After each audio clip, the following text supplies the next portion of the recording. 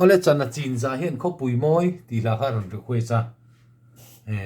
salok ila sang khal le thunon hi kan sang na turki hi +4 i ani don ni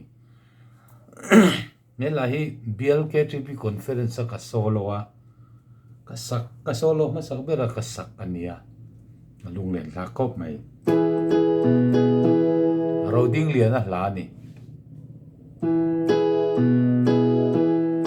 karam ngai lai Jerusalem buena chumzin apiaram ki lungai riang vai re thei fate em thon naram ki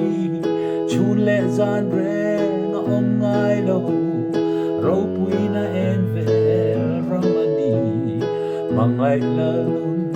ne man kata abuat sai ram ki o Khawpui moi mangai lu kim na ram tu bitam hulau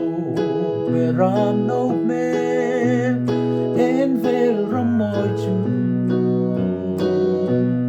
rang ka chak tua ay lenten e ko vel ram re hingai la vin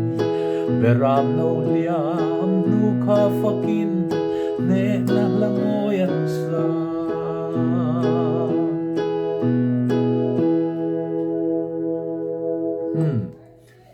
arlal biak sang point moi tak mai na saboka tikani du tok pot me ya